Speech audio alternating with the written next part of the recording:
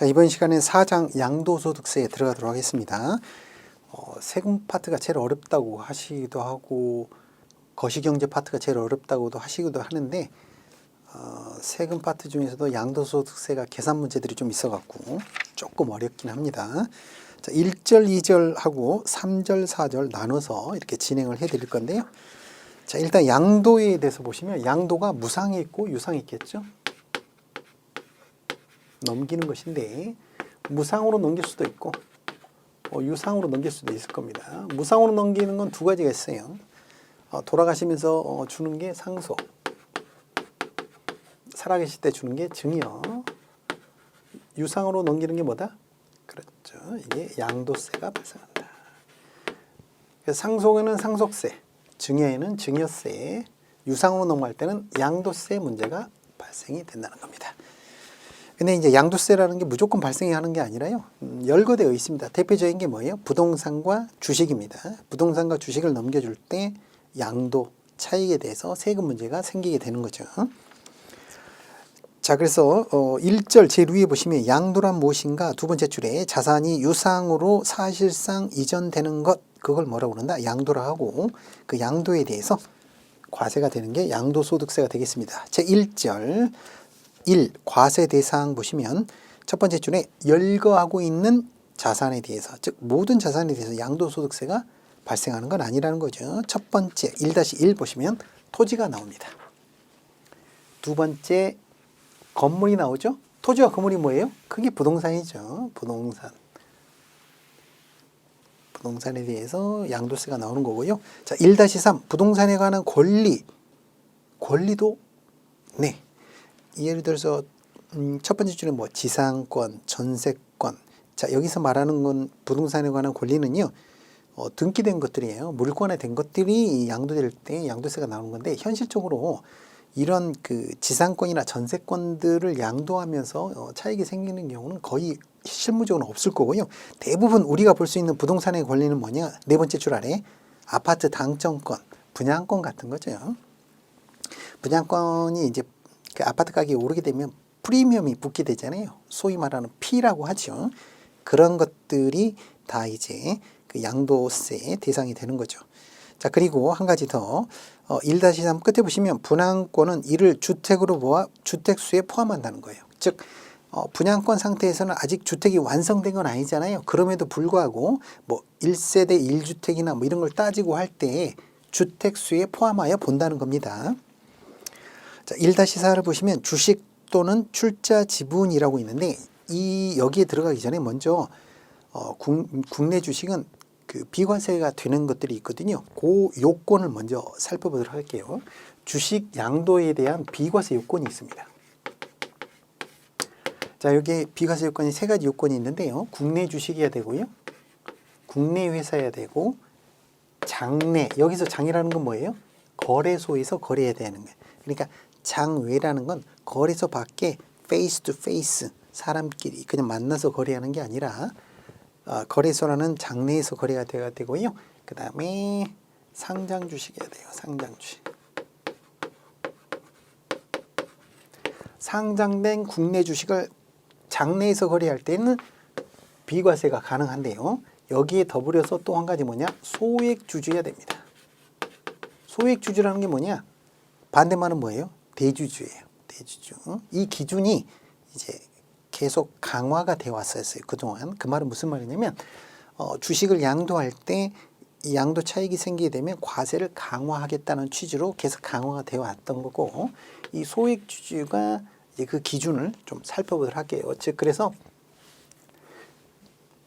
상장 주식이니까 장내라는 말 안에 들어가겠네. 국내 주식을 장내에서 거래하는데 소액 주주가 거래할 때는 이 주식의 양도 차익에 대해서 뭐가 된다?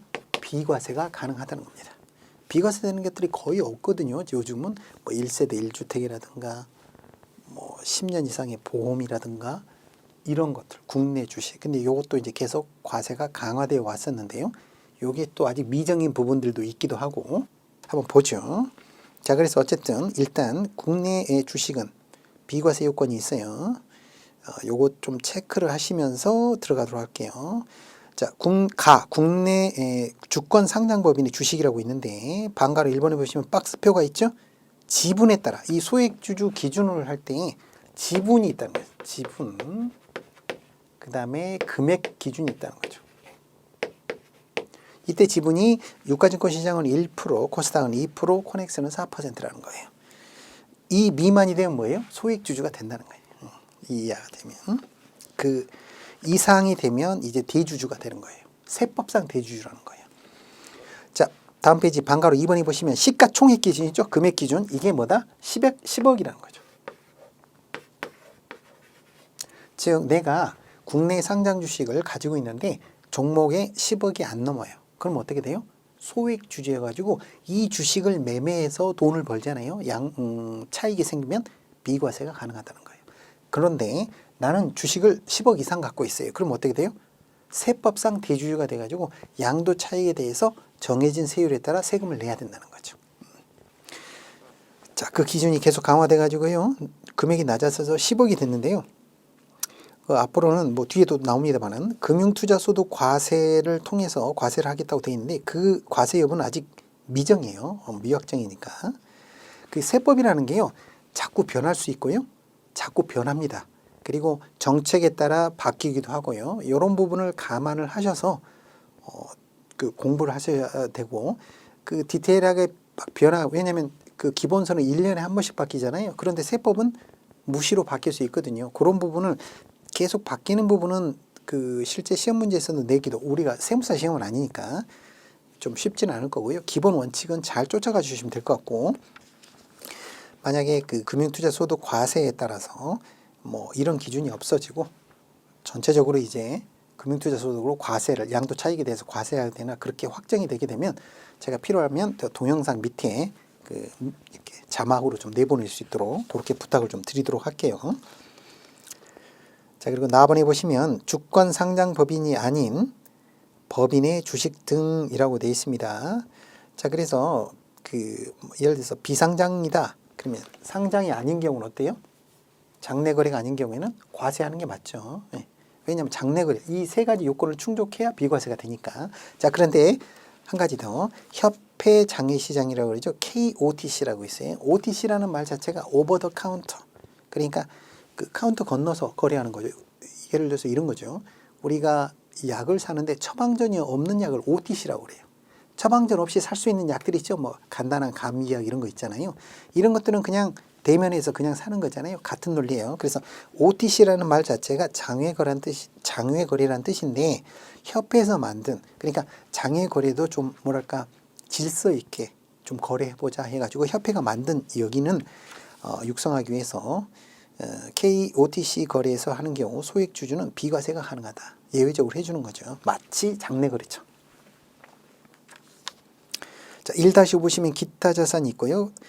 보시면 이 양도에 관한 거죠. 지금 가번에 보시면 사업용 고정자산과 함께 양도하는 영업권이라고 나와 있습니다. 이게 대표적으로 뭘 말하냐면 권리금에 관한 거예요. 권리금. 그래서 부동산 왜 장사 잘 되는 곳이 있잖아요. 그러면 권리금이라는 게 붙잖아요. 그러면 이 그 부동산과 고정자산과 함께 넘겨주는 경우는 이게 어떻게 되냐면 양도소득세를 과세하고요. 단순히 고정자산 없이 권리금만 거래를 한다. 그러면 어떻게 되느냐? 기타 소득으로 과세를 한다. 즉 종합소득세에 포함이 된다는 거죠. 그래서 부동산과 함께 넘어가는 권리금은 양도세가 과세가 되고요. 고정자산 없이 권리금만 왔다 갔다 한다. 그런 경우에는 기타 소득으로 과세가 된다. 그거 한 번씩 체크해 주시고 다음 페이지 보시면 나번에 보시면 특정 시설물 이용권 회원권이 있어요. 이게 쉽게 말하면 이런 거죠. 골프 회원권 같은 거 있죠. 예, 이런 것들은 양도세의 대상이 되는 거예요. 그러면 그 특정 체육시설 있잖아요. 그런 것도 이제 그 회원권이 거래가 되는 곳들이 있어요. 이건 등기된 회원권을 말하는 거예요. 우리가 내가 사는 곳 동네 앞에 가니까 그 헬스 클럽이 있긴 한데 가보니까 배 나온 매니저가 같이 고구 먹고 놀고 있다. 이게 이런 그 곳을 말하는 게 아니라 등기하는 회원권들이 있어요. 가령 헬스도 호텔이라든가 이런 곳이 있거든요. 등기된 곳들이 있어요. 회원권이. 자, 그런 회원권을 말하는 거예요. 자, 이런 것들을 매매에서 양도 차익이 나는 경우 어떻게 한다? 그 양도세 대상이 되는 거다. 그래서 주식, 기타 자산 중에 보시면 특정 시설물 이용권, 회원권.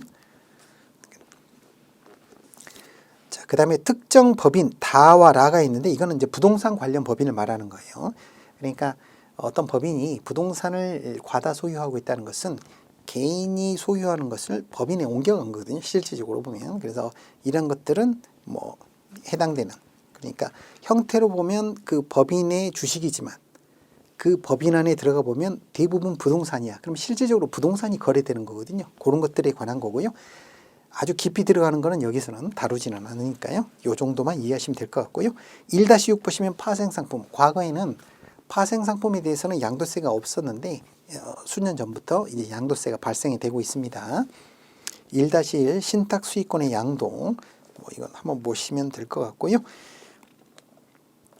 그 중간에 박스 있죠? 보시면 금융투자소득세가 과세될 예정입니다라고 나와 있는데요. 요게 어떻게 될지는 확정이 돼봐야 알 것 같아요. 그러니까 이런 것들에 대해서는 시험 문제 내기가 좀 쉽지는 않을 것 같고요. 정해지면 제가 필요하면 자막으로 나갈 수 있도록 그렇게 말씀을 드려놓을게요. 자, 이 양도 또는 취득의 시기입니다. 양도 또는 취득의 시기는 실질 이렇게 한마디로 요약할 수가 있습니다. 그 세법에 보시면 실질이라는 단어가 굉장히 많이 나오거든요. 지금 무슨 말이냐면 언제 취득한 거야? 이걸 반대해서 보면 언제 양도한 거야? 내가 언제 취득했을까? 실제 잔금을 치룬 날. 이렇게 되는 거예요. 그래서 보시면 2-1 원칙적인 경우 보시면 두 번째 줄에 계약서상의 날짜가 아니라 실제 잔금을 주고받은 날. 그렇죠. 그래서 이때 매도인은 양도가 될 거고 매수인은 취득이 되는 거예요. 이날. 그런데 다만 그 대금 주고받은 날이 명확하면 뭐 심플하게 그렇게 정해지는데 이게 불명확할 수도 있겠죠. 그래서 2-2 예외적인 경우 해서 보시면 청산일이 불분명한 경우에는 등기 날짜를 기준으로 한다.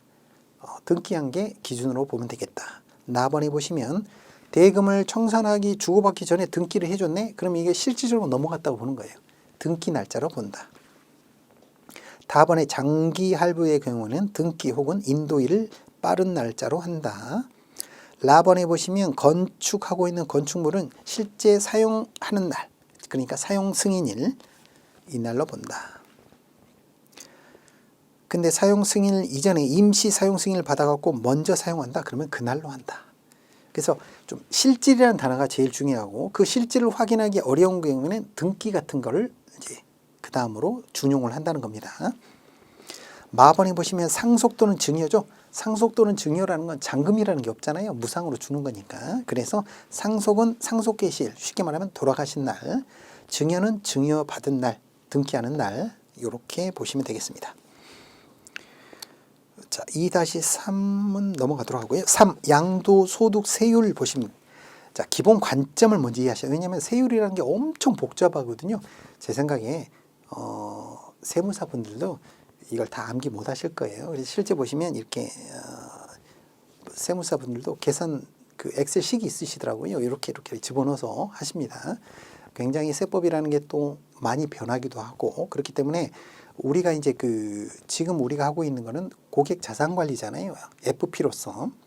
이게 우리가 세무사는 아닌 거예요. 그러니까 기본적인 로직을 이해하고 고객과 어떤 기본적인 큰 틀에서 의사결정을 하는 것이고요. 실제 신고나 세무 신고를 하거나 어떤 어느 정도의 세금이 나올지에 관해서 할 때는 실제 세무사를 통해서 일을 해야 되죠. 그렇죠. 그래서 이제 우리가 기본 로직을 아셔야 되는데 그 양도소득세의 기본 세금의 기본 관점은 뭐냐면 투기를 막자는 거예요. 투기를 막자. 그러면 부동산으로 치면 부동산 주식도 마찬가지지만 단기로 매매했네. 이거는 투기성 우려가 높으니까 중과. 장기 보유를 했네. 그러면 투기 우려가 낮으니까 요거는 세금을 좀 깎아주자. 이런 기본적인 관점이라고 생각하시면서 보시면 좀 더 이해가 빠르실 거예요. 3-1 보시면 토지 건물 및 부동산에 관한 권리가 나오죠. 자, 1년 미만은 50%. 1년 미만에 사고 팔았어? 50% 세금 내. 본 거에 대해서. 그러면 2년 미만이다 40%입니다. 이게 기본 원칙이에요. 1년 미만 50%, 2년 미만 40%. 이게 기본 원칙인데 그 외에 이제 다양한 또 부가 룰이 있는 거죠. 자, 근데 주택입니다. 주택은 수년 동안 주택 가격이 좀 오르다 보니까 이게 좀 중과하자 이렇게 좀 됐어요. 그래서 주택에 대해서는 1년 미만은 70%, 2년 미만은 60% 높아졌죠. 과거에는 더 낮았거든요. 굉장히 높아졌습니다. 그래서 보시면 이게 양도세가 주택 가격이 오를 때는 좀 그 양도세가 높아지는 경향이 있고요. 주택 가격이 떨어지면 양도세가 축소되는 경향이 있다. 자, 다음 페이지 보시면 그 2년 이상이면 어떻게 되나요? 이 기본 세율에 따른다. 종합소득세 세율 나오죠? 최고 세율이 몇 프로죠? 10억 초과일 때 45%. 우리의 목표가 항상 뭐라고 그랬죠? 네, 최고 세율을 맞는 것이다. 그래서 여러분들도 이제 금융기관에 계신 분도 있고 금융기관에 가시기 위해서 이 자격증을 준비하시는 분도 있는데 금융기관이 가장 좋은 이유가 뭡니까? 돈 벌기 좋다는 거죠. 돈을 다루니까. 자, 그래서 우리가 10억 초과해가지고 최고 세율을 한번 맞아보자. 저도 은퇴하기 전에 꼭 한번 맞아볼 생각입니다. 자, 그 표 바로 밑에 보시면 분양권 이야기가 나오죠. 분양권도 마찬가지라는 거죠. 주택으로 인정하니까 1년 미만은 70%, 1년 이상 보유 시 60% 양도소득세율을 적용한다. 자, 그 정도 보시면 되고요. 자, 다음 3-3 주식에 관한 거죠. 자, 주식 같은 경우에는 어떻게 했죠? 주권 상장 법인은 비과세되는 부분이 있다고 그랬죠. 그 외에는 과세가 되겠죠. 그런데 박스 처음에 나온 박스 오른쪽에 보시면 비상장 법인 있죠? 비상장 법인. 비상장 법인은 기본적으로 이제 비과세는 아니겠죠. 그런데 또 이 안에서도 어떻게 다르느냐? 소액주주냐 아니냐에 따라 세금이 좀 틀리다. 양도세가. 소액주주는 좀 적고 대주주는 좀 더 높고 이렇게 이해하시면 되겠습니다. 그래서 그 기준이 뭐냐? 지분율 4%, 시가총액 10억. 그래서 10억이 안 된다. 그러면 소액주주가 되는 거고요. 10억이 넘는다. 지분율이 4% 이상이 된다. 그러면 어떻게 되죠? 그때부터는 대주주 세율을 맞는 거예요. 그래서 가번에 보시면 대주주라고 나와 있고 대주주라 하더라도 1년 미만이면 30% 세죠. 그 외에는 즉 1년 이상이다. 그러면 어떻게 됩니까? 20%, 25% 있습니다. 이걸 다 외우시기가 쉽지는 않으실 것 같아요. 어쨌든 대주주는 최소가 20%예요. 소액주주는 비과세가 아니다 하더라도 소액주주는 최고가 20%, 대주주는 최소가 20%. 그 정도까지라도 좀 외워주시면 고맙겠습니다. 이거 어떻게 다 외워? 그렇죠? 나번에 보시면 이제 대주주가 아닌 경우 소액주주란 말이죠. 소액주주가 상장된 주식이었으면 국내 주식이면 비과세가 됐을 텐데 상장되지 아니하였거나 비상장이거나 이럴 수 있죠. 그럴 때는 중소기업은 10%, 그 외의 주식은 20%다. 그래서 비상장이거나 장외에서 거래할 때는 소액주주면서 그 중소기업이다. 그럼 10%. 그래서 소액주주 입장에서 제일 높은 거는 20%, 대주주라고 하면 제일 낮은 게 20%. 이렇게 되겠습니다. 자, 3-4 미등기 양도자산. 괘씸하죠? 70% 양도세율을 적용합니다. 그래서 미등기인 경우 장기 보유 특별공제, 양도소득 기본공제 배제를 합니다. 괘씸하니까. 자, 그 다음 보시면 나번에 70%의 최고 양도소득세율. 다번에 보시면 비과세 등 감면제도 적용 배제라고 되어 있고요. 요거 하나 적어 놓으세요. 필요 경비는 인정. 여기 시험 문제 내기가 참 좋거든요. 미등기니까 괘씸하잖아요. 그러면 각종 이제 혜택을 안 줄 텐데 그래도 필요 경비는 인정해 준다는 거죠. 중개수수료가 얼마 들었어요. 오케이. 필요 경비는 인정해 준다. 주의. 그거 좀 적어 두시고요. 자, 그 밑에 보시면 이제 3-6 보시면 특히 이제 그 주택에 주로 해당되는 이야기인데 지정지역입니다. 지정지역에 있는 투기지역 중과하겠다는 거예요. 지정지역은 대부분 서울, 예를 들어 서울 같은 곳이죠. 그래서 지정지역 3-6의 지정지역, 즉 투기지역은 어떻게 하느냐, 기재부가 하는 겁니다. 기재부 장관이 부동산을 대상으로, 꼭 주택만을 대상으로 하는 건 아니고요. 토지 및 주택, 건물 다 포함하는 건데 3-7 조정지역이 있죠. 조정 대상 지역은 국토부 장관이 주택만을 대상으로 하는 겁니다. 조정 대상 지역. 자, 그럼 오른쪽에 보시면 조정 대상 지역은 어디냐? 주로 수도권 및 서울 및 수도권인 거예요. 대부분. 조정 대상 지역은. 그래서 나번에 보시면 2주택자, 1세대 2주택자는 기본 세율 플러스 20%. 거기다 장기 보유 공제 배제잖아요. 1세대 2주택자는 플러스 20% 기본 세율에다가 3주택까지 한다. 다번에 보시면 30% 중과. 이렇게. 그래서 예를 들어서 서울의 2주택자가 아파트를 판다. 그러면 이렇게 중과가 되어 있구나. 3주택자는 기본 세율 플러스 30%. 그러니까 세금이 어마어마하게 많이 붙는 거죠. 자, 그런데 여기에 더해서요. 양도소득세에 대해서 한시적으로 완화해 주는 제도들이 지금 들어와 있어요. 그러니까 이런 것들은 제가 굳이 다 설명을 다 드리지 않겠습니다. 왜냐하면 일시적인 부분이고 또 정부의 정책에 따라 변할 수 있는 부분들이기 때문에 이런 것까지 디테일한 것까지 시험에 나오기는 좀 어렵고요. 기본적인 룰은 이러하구나. 그래서 서울에서 2주택자는 기본세율 플러스 20%, 3주택자는 기본세율 플러스 30%구나. 어마어마하죠. 이러다 보니까 이제 주택 매물이 잘 안 나오는 거예요. 세금이 너무 많으니까 팔아봐야 세금 내고 나면 남는 게 별로 없네. 그러면 매물이 잘 안 나오니까 정부 입장에서 일시적으로 이걸 또 완화해 주는 제도를 취하고 있습니다. 그러면 이 기간에 팔면 완화해 줄게. 그러면 매물이 많이 나오면 아무래도 수요와 공급이니까 좀 주택 가격이 안정될 수 있지 않을까? 그래가지고 일시적 완화 정책이 또 나와 있습니다. 자, 그 다음 2절에 보시면 양도소득세 계산입니다. 이게 계산 문제들이 좀 나오니까 그리 어렵진 않습니다. 잘 쫓아와 주세요. 여기서 용어들을 좀 살피셔야 돼요. 자, 1 계산 구조를 보시면 이런 말이 있죠. 양도 차익이란 말이 있습니다.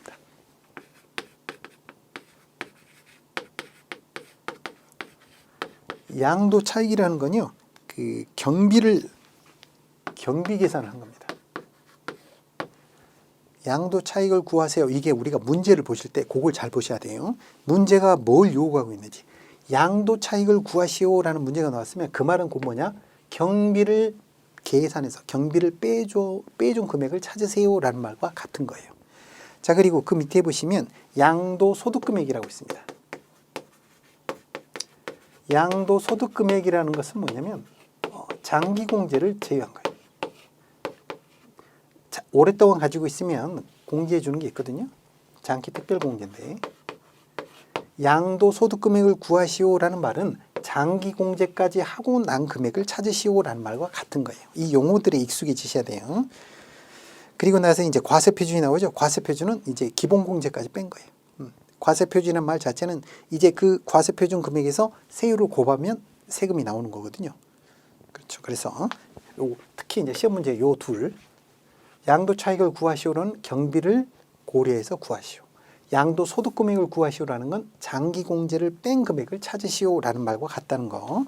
자, 2번에 보시면 양도 차익의 계산이 나오죠. 양도 차익은 뭔가요? 양도가액, 즉 판 가격, 취득 가격, 산 가격. 이 차이가 있겠죠. 거기서부터 해서 필요 경비를 빼면 양도 차익을 구할 수 있다는 거죠. 기본 원칙은 뭐냐? 2-1 첫 번째 줄. 실제로 거래한 가격이 기준이다. 당연하죠. 실제 사온 가격, 그 다음에 실제 판 가격, 그 다음에 실제 들어간 경비. 이게 기본 원칙이다. 세법의 기본 원칙이니까요. 자, 그런데 이런 경우들이 있을 수 있겠죠. 나번에 보시면 실지 거래 가격을 확인할 수 없는 경우, 분실했다거나 계약서를 분실했다거나 아주 오래전에 샀어요. 그래가지고 얼마에 샀는지 불명확한 경우들이 있을 수 있겠죠. 그런 경우가 있습니다. 그럴 때는 매매 사례라든가 감정가라든가 환산 취득가 또는 기준시가를 순차적으로 적용한 금액으로 한다라는 겁니다. 그 금액이 없는 경우. 자, 그러면 우리가 말로 해갖고는 어렵죠. 그 다음 사례가 나와 있죠. 문제풀이 해볼게요. 여러분 이 계산 문제들이 실제 나오니까 잘 쫓아와 주셔야 돼요. 말이 필요 없습니다. 이 계산 문제 풀어보시면서 이해하시는 게 훨씬 빠르실 거예요. 자, 첫 번째 사례 보니까 문제에 뭐가 나옵니까?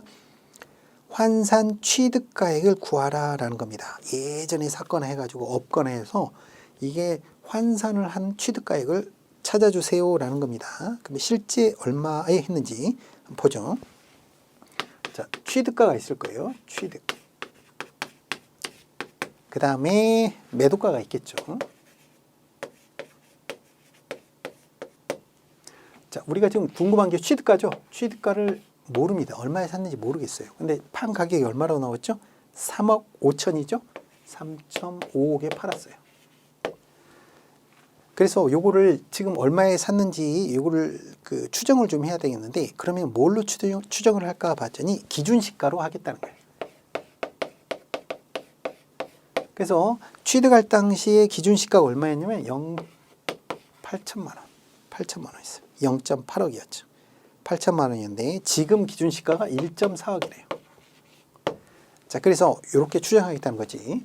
기준시가가 이렇게 늘어났으니까 취득가도 이렇게 늘어났다면 역으로 요걸 찾을 수 있겠네. 이런 식으로 찾자는 거예요. 자, 그러면 우리가 요거 대 요거니까 x 대 0.8은 x 대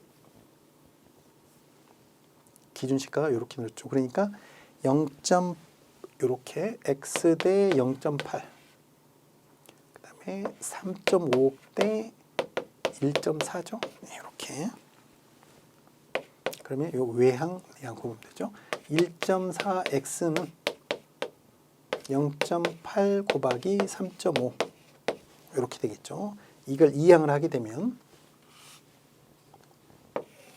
1.4 이렇게 되겠죠. 요 비율대로 이렇게 되니까 딱 나누면 이거죠. 요거는 계산하면 되겠죠. 요 금액 x가 얼마 나오냐면 2억이 나오네요. 자, 그러면 요게 2억이 되는 거죠. 이렇게 늘어난 비율대로 2억이 3.5억이 되겠구나. 그러면 2억으로 추정하겠다는 겁니다. 요렇게 찾아내겠다는 거예요. 어렵지 않죠. 요 정도는 꼭 여러분이 직접 산수니까 풀 수 있습니다. 자, 여기에 더해서 한 가지 더 2-2 기타의 필요 경비입니다. 기타의 필요 경비. 그래서 그 문제 사례 2를 보시면 이런 말이 나와요. 필요 경비를 구하라 라는 말이 있어요. 필요 경비. 그러면 우리가 이제 필요 경비를 구할 때 원래 원칙은 다 뭐였죠? 실제였죠. 실제. 그러니까 실제 예를 들어서 공인중개사의 그 도움을 받아서 수수료를 줬습니다. 그럼 실제 들어간 수수료 이게 필요 경비일 텐데 지금 우리가 추정을 했잖아요. 그러다 보니까 어떻게 돼 있냐? 2-2를 보시면 필요 경비도 실지 거래가액으로 하는 게 원칙인데 다만 밑에 줄 끝에 환산 취득가액 등을 실지 취득가액으로 보는 경우에는 계산 공제액으로 한다. 즉 무슨 말이냐면 계산이라는 게 그냥 적당히 계산한다 이런 뜻이거든요. 기준시가의 3%를 한다는 거죠. 그러면 당시 취득가 요거의 3%만 비용 인정을 해주겠다는 거죠. 원래는 실질가액인데 이거는 지금 기준시가를 추정한 거잖아요. 그러니까 적게 필요경비를 반영해 주겠다는 거. 어느 정도 이때의 당시 취득할 때의 기준시가에 잡힌 금액의 3%. 그러면 얼마예요? 240만 원이래.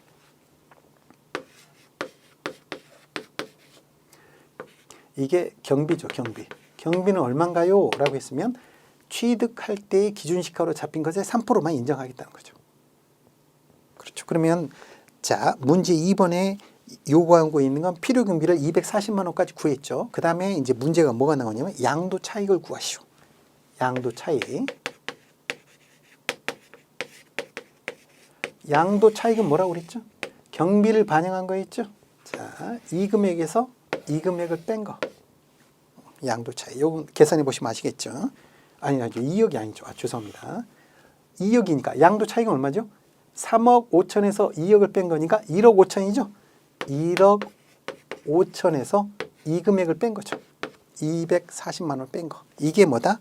양도 차익이 되는 거죠. 양도 차익은 2억이 취득가로 추정을 했으니까 3억 5천에 매도를 했으니까 1억 5천만큼 번 거잖아요.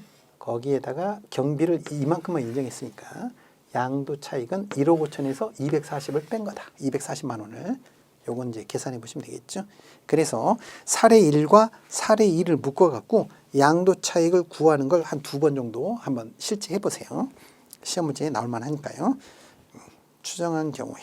그래서 주의하셔야 될 게 몇 가지 있죠. 이 비율대라는 거는 따라가서 하시면 되고, 이 경비 인정을 기준 시가의 취득가의 3%만 인정해서, 그래서 그 차익의 경비를 뺀 게 양도 차익이다. 요 순서 2번 정도 해보시면 되겠습니다.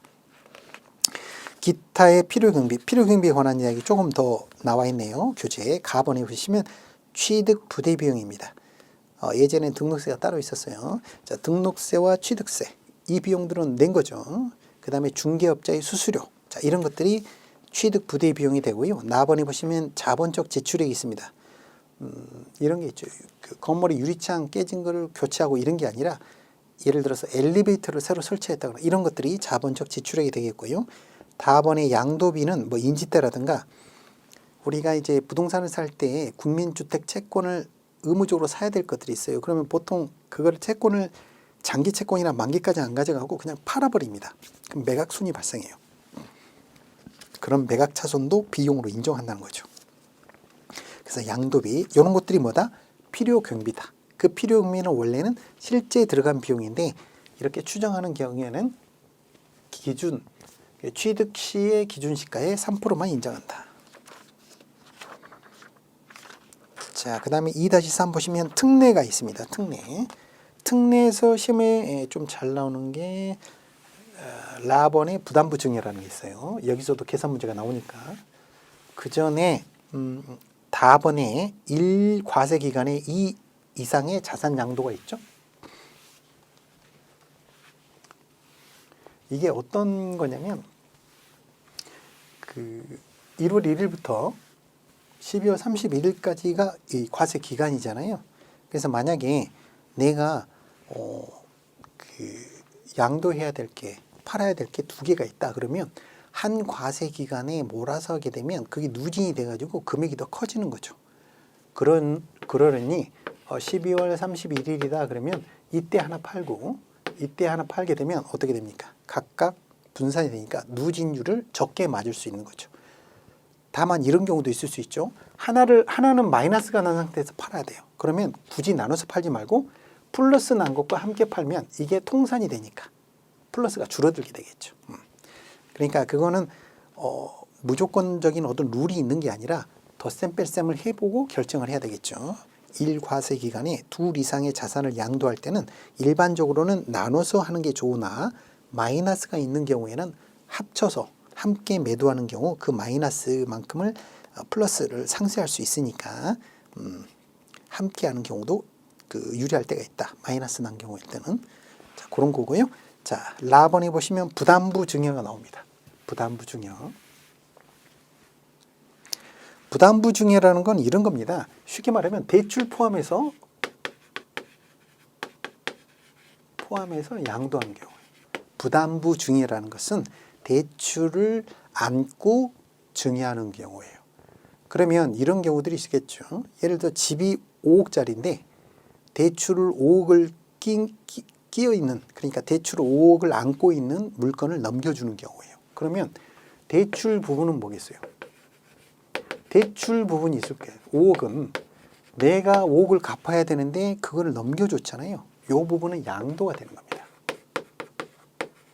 양도 문제가 생기는 거고, 나머지 5억은 뭐예요? 순수하게 넘겨주는 거죠. 대출 외 부분이 있을 거예요. 그 부분은 뭐예요? 대출에는 순수 자산이 넘어가는 거죠. 이게 증여가 되는 거예요. 그래서 대출을 포함해서 부동산을 넘겨주는 경우, 증여를 하는 경우에는 세목이 2가지가 나옵니다. 대출을 끼어 있는 부분, 대출 부분은 내가 갚아야 할 부분을 넘겨준 거니까 양도세가 발생을 하고요. 대출이 아닌, 대출이 없는 순수 자산 부분, 대출 뺀 부분은 순수하게 자산이 넘어가는 거죠. 이거는 증여세가 발생이 되는 거예요. 이 2 항목이 발생되니까 일단 기본적으로 이 전체 세금이 좀 줄어드는 효과가 생겨요. 왜냐하면 일단 세목이 2개로 나눠지잖아요. 기본적으로 누진 부분이니까 세금은 그 누진이 낮아지니까 세금을 줄이기 때문에 실제로 이렇게 대출을 안고 증여하는 기법이라고 해야 되나? 이런 방법들을 많이 사용합니다. 증여세를 낮추기 위해서. 그래서 왜 이런 말 하잖아요. 부자들이 대출을 더 받는다고. 왜 그러냐면 돈이 필요해서라기보다는 다양한 목적, 예를 들어서 세금을 줄이는 목적으로도 이렇게 대출을 받을 필요가 있다라는 거죠. 자, 요것들이 이제 그 시험 문제에 나올 만해요. 문제로 바로 가서 보자고요. 문제로 파악하는 게 오히려 편하니까. 자, 아버지가 사례 3번 보실게요. 기준시가 2억 5천만 원이었는데 취득 당시 기준시가가 증여 당시 기준시가가 5억 원이 됐어요. 이 상가 건물을 2억 대출금을 끼워갖고 자녀에게 증여를 하려고 합니다. 이때 필요경비가 1,000만 원이라고 이렇게 숫자를 줘요. 양도 차익을 구하시오. 양도 차익은 뭐예요? 양도 차익? 경비가 계산된 거죠. 이때 우리가 대출 부분과 대출 외 부분인데 구하라는 거는 양도에 관한 부분이니까 이 부분을 빼고 그 비율을 계산을 해서 이 양도 부분만 계산을 하면 되겠죠. 경비까지 비율 계산을 하면 됩니다. 요걸 한번 계산해 보죠. 자, 일단 얼마짜리죠? 5억짜리죠. 5억짜리를 얼마에 사왔어요? 2억 5천에 잡혀 있었습니다. 그러면 2억 5천이 됐네. 2억 5천. 2.5억이죠. 2.5억에 일단 차익이 있는데 그 차익에 대해서 비율이 갈리겠네. 그렇죠? 비율이 어떻게 합니까? 이 2.5억은 비율이 두 가지 나누죠. 대출 부분과 대출 외 부분이 있습니다. 대출 얼마 받았대요? 2억 끼고 있답니다. 5억 중에 2억이 대출이죠. 그러면 5억 중에 3억은 대출이 없는 거니까 순수 증여 문제가 생기겠죠. 이건 우리가 지금 따져볼 필요가 없죠. 이건 증여세에 관한 부분이니까 우리가 지금 찾고자 하는 거는 양도에 관한 거니까 이 부분만 체크를 하자고요. 5분의 2가 대출 부분이니까 양도가 발생하는 거고, 자, 이 2억 5천에 대해서 5분의 2만큼만 양도세 부분이 해당되는 거죠. 5분의 2. 5분의 2니까 1억이죠, 1억. 예. 5는 25니까 5, 20이니까 1억입니다. 이 1억 부분에서 뭘 빼줘야죠? 우리가 지금 찾고자 하는 것은 뭐죠? 이게 양도 차익이죠. 양도 차익이라는 건 경비를 빼야 되죠. 경비 1,000만 원 중에서 몇 분의 몇? 그렇죠. 경비도 역시 부분이 갈려야 되죠. 5분의 2. 5분의 2 하니까 이게 얼마죠? 이게 400만 원이네요. 400만 원. 즉 무슨 말이냐? 양도 차익은 이 1억에서 400만 원을 뺀 금액. 여기 양도 차익이 되겠다. 9,600만 원이겠네요. 그러면 양도 차익은 9,600만 원이다. 자, 이 문제가 어떻게 보면 조금 더 어려운 문제일 수 있죠. 이 부분을 나눠야 되니까. 그렇지만 로직은 똑같죠. 이 문제도 시험에 자주 나오니까요. 한 두어 번 꼭 손으로 한번 풀어보십시오. 눈으로 보지 마시고. 그래서 이렇게 찾는 거 시험에 잘 나오니까요. 꼭 체크하세요. 한번 직접 풀어보시면 그리 어려운 거 아니니까요.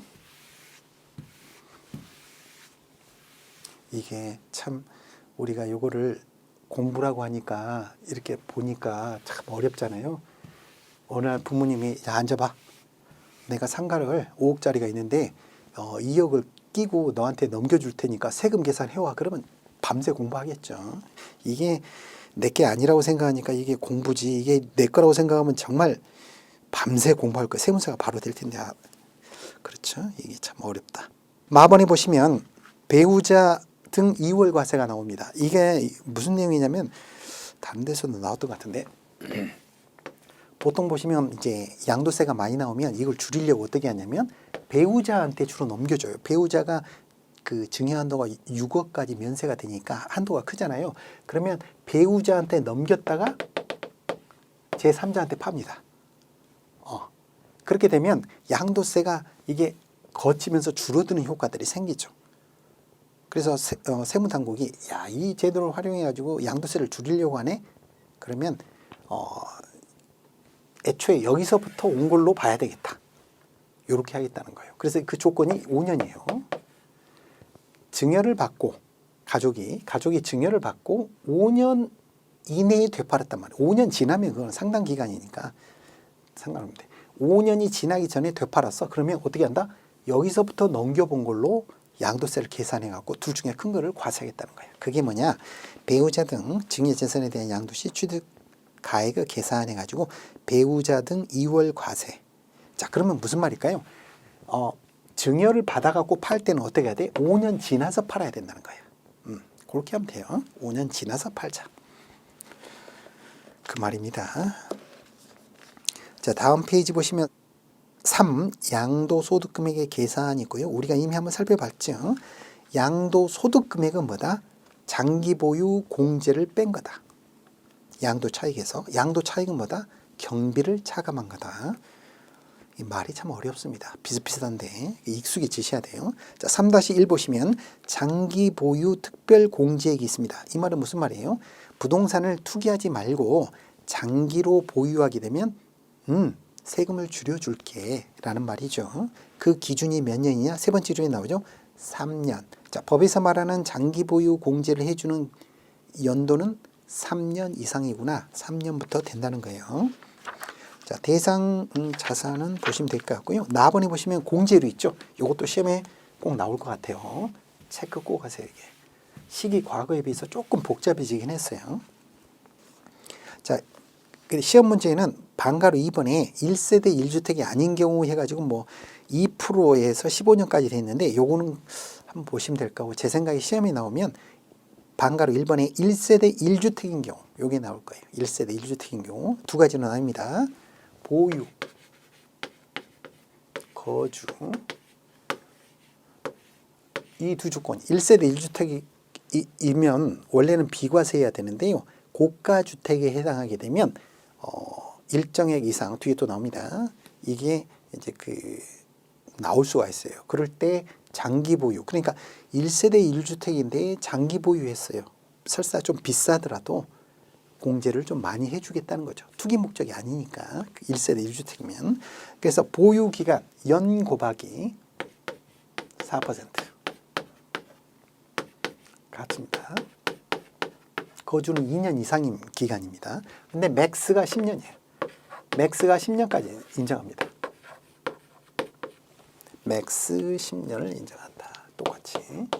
그러니까 각각의 수십 년을 살더라도 최대한 받을 수 있는 게 이게 40%. 10년 40%. 장기 보유하게 되면, 거주하게 되면 어떻게 된다? 최대 맥스 80%까지. 거의 다 깎아주는 거죠. 1세대 1주택일 때는 맥스 최대가 될 수 있는 게 80%까지다. 그렇죠? 그래서 보시게 되면 그 표에 나오죠. 10년 이상 최대 40%. 12년이든 15년이든.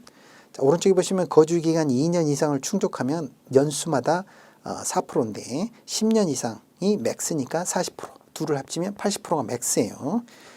자, 방가로 2번에 1세대 1주택이 아닌 경우에는 그보다는 덜 하도록 되어 있지만 장기는 장기니까 공제가 들어가긴 하는데, 그러니까 거주 기간을 못 채웠거나 이런 경우도 있겠죠. 2년을 못 채웠거나. 자, 오른쪽 사례를 보시겠습니다. 시험 문제 나올 만하니까 꼭 체크를 해주세요. 근데 제가 볼 때는 1세대 1주택으로 나올 거고요. 자, 1세대 1주택자의 다음의 경우 장기 보유 특별 공제액을 구하시오라고 있죠. 사례 4번. 첫 번째 사례는 3년 이상 보유, 오케이. 2년 이상 거주. 그러면 3년이죠? 3년 이상 보유. 그러니까 3, 4, 12. 2년 거주. 4, 2, 8. 20% 합치면 20%. 자, 10년 이상 보유했네요. 그러면 10 곱하기 40. 4%니까 40%. 4년 이상 거주했네요. 4, 4, 16. 합치면 56%. 자, 세 번째 걸 주의하세요. 15년 이상 보유. 15에다 4를 그냥 곱하시면 안 되죠. 10년까지만 되니까 맥스 40%. 13년 이상 거주했지만 거주 맥스가 10년이죠. 양쪽 다 10년. 그래서 40%, 40%. 최고 80%. 그래서 80%. 세 번째 사례를 좀 주의하셔야 되겠죠. 요거는 그냥 4%씩 곱하면 되니까요. 산수니까 어렵지 않죠. 요것도 꼭 계산 문제로서 주의해 주시기 바랍니다. 자, 다번에 보시면 장기 보유 적용 배제하는 경우는 뭐죠? 미등기 같은 경우. 미등기는 괘씸하다. 자, 다음 페이지 넘어갈게요. 4. 중간에 이 아주 디테일한 거는 넘어가도록 하겠습니다. 왜냐하면 우리가 세무사는 아니니까요. 요것만 하기도 힘든데. 네. 자, 4. 과세 표준 금액과 산출세액의 계산이라고 나와 있고요. 자, 과세 표준 금액은 뭐냐? 기본 공제를 차감한 겁니다. 그래서 과세 표준 금액은 이제 뭐다? 그 금액에다가 세율을 곱하면 이제 세금이 나오는 거예요. 그래서 산출세액은 과세 표준 금액 곱하기 세율이 된다. 4-1 그러면 기본 공제는 뭐냐? 기본 공제는 각 자산별로 나눕니다. 기본 공제가 자산별로 나눠요. 자산별로 어떤 게 있느냐? 가장 대표적인 자산이 뭐죠? 부동산. 그 다음에 뭐죠? 주식 있는 거죠. 그래서 보시면 부동산, 주식, 파생상품도 들어가죠. 파생상품. 그 다음에 뭐 이제 신탁이 있는데 신탁은 신탁 수익권은 뭐 양도되는 경우가 그렇게 많지는 않으니까요. 이게 각각 250만 원입니다. 250만 원씩. 그러니까 부동산을 한 건 있으면 일단 차액에 대해서 250까지는 네, 과세하지 않겠다는 거. 주식도 마찬가지고요. 만약에 부동산도 있었고 주식도 있었다면 맥스 500. 파생도 있었다? 그럼 750. 신탁 수익권도 있다 그러면 1000만 원까지. 예. 가능하겠죠. 각각 250이니까요. 이걸 기본 공제라고 한다. 미등기인 경우는 기본 공제를 적용하지 않는다. 미등기일 때 필요경비만 인정이 된다. 자, 4-2 보시면 양도소득세 납부가 있습니다. 양도소득세 납부가 있어요. 자, 양도소득세 납부가 있는데요. 속하는 달의 말일부터 2개월입니다. 2개월. 그런데 주식은 반기의 말일부터 2개월이요. 그러니까 예를 들어서 5월 달에 양도가 있었다고 봐요. 5월 중에 양도가 있었어요. 그러면 부동산은 뭐예요? 5월에다가 2달 더한 거죠? 그러면 7월 말에 하면 돼요. 7월 말에. 자, 근데 주식은 반기예요. 그러니까 5월 중에 있었다 그러면 그때 반기가 뭐죠? 6월입니다. 6월이 반이죠. 거기로부터 2개월이니까 똑같은 5월에 넘겼다 하더라도 부동산일 경우에는 7월 말에, 주식인 경우는 8월 말에 양도소득세 신고 납부를 하면 된다. 반기니까 주식은. 자, 4-3은 양도소득세 분납입니다. 1000만 원이 넘어야 돼요. 분납을 하려면 1000만 원이 넘어야 되고요. 2000만 원 이하인 경우에는 일단 1000만 원 내고 나머지 2000만 원이 넘으면 반 이렇게. 그래서 최소한 1000만 원 넘어야 분납이 가능하다. 그렇죠. 이렇게 분납할 정도는 우리가 양도소득세를 내야 되죠. 우리가 이제 그 근로소득만 있는 경우에는 이제 연말정산하고 끝나는 경우가 많은데 그 소득이 이제 종류가 많아지면 그 5월달 이제 그 종합소득세 신고를 하게 됩니다. 그럴 때 우리가 분납하세요 이런 말을 들을 정도로는 우리가 열심히 돈을 벌어야 되겠죠. 좋습니다. 여기까지 오늘 하고요. 다음 시간에는 그 비과세 3절로 넘어가도록 하겠습니다. 수고 많으셨습니다.